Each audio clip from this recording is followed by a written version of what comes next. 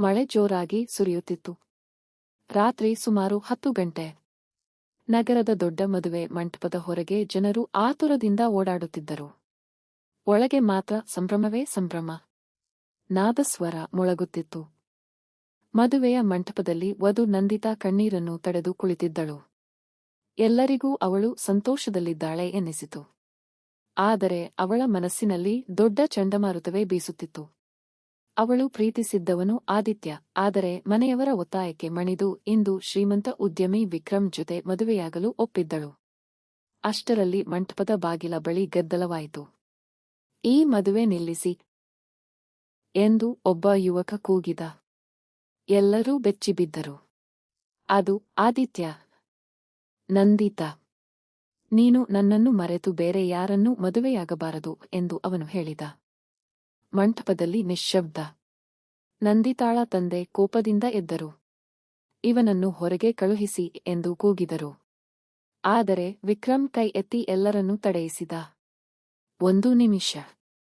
ನಂದಿತಾ, ನಿನಗೆ ಏನು ಬೇಕು? ನಿನ್ನ ಮನಸ್ಸಿನ ಮಾತನ್ನು ಹೇಳು. ನಾನು ಬಲವಂತವಾಗಿ ಈ ತಾಳಿ ಕಟ್ಟುವುದಿಲ್ಲ. ನಂದಿತಾಳ ಕಣ್ಣಲ್ಲಿ ನೀರು ತುಂಬಿತು. ಅವಳು ಮಾತನಾಡಲು ಬಾಯಿ ತೆರೆದ ಕ್ಷಣವೇ ಅವಳ ತಾಯಿ ಹೃದಯ ಹಿಡಿದು ನೆಲಕ್ಕೆ ಬಿದ್ದರು. ಮಂಟಪವೇ ಗೊಂದಲದಿಂದ ತುಂಬಿತು. ತಾಯಿಯನ್ನು ಆಸ್ಪತ್ರೆಗೆ ಕರೆದೊಯ್ಯಲಾಯಿತು. ವೈದ್ಯರು ಹೊರಗೆ ಬಂದು ಗಂಭೀರವಾಗಿ ಹೇಳಿದರು, ಅವರಿಗೆ ಹೆಚ್ಚು ಆಘಾತ ಕೊಡಬೇಡಿ. ಈಗ ಅವರ ಮನಸ್ಸಿಗೆ ನೆಮ್ಮದಿ ಬೇಕು. ತಾಯಿಯ ಜೀವ ಉಳಿಸಲು ನಂದಿತಾ ಒಂದು ನಿರ್ಧಾರ ತೆಗೆದುಕೊಂಡಳು. ಮತ್ತೆ ಮಂಟಪಕ್ಕೆ ಬಂದು ಕಣ್ಣೀರು ಒರೆಸಿಕೊಂಡು ವಿಕ್ರಮ್ ಮುಂದೆ ನಿಂತಳು.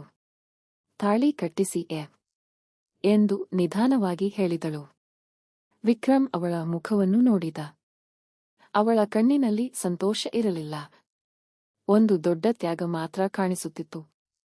ತಾಳಿ ಕಟ್ಟುವ ಕ್ಷಣದಲ್ಲಿ ಆದಿತ್ಯ ಅಲ್ಲಿಂದ ಹೊರಟು ಹೋದನು. ಆದರೆ ಹೋಗುವ ಮುನ್ನ ಒಂದೇ ಮಾತು ಹೇಳಿದ, ಈ ತಾಳಿಯ ಹಿಂದೆ ಒಂದು ದೊಡ್ಡ ರಹಸ್ಯ ಇದೆ ನಂದಿತಾ.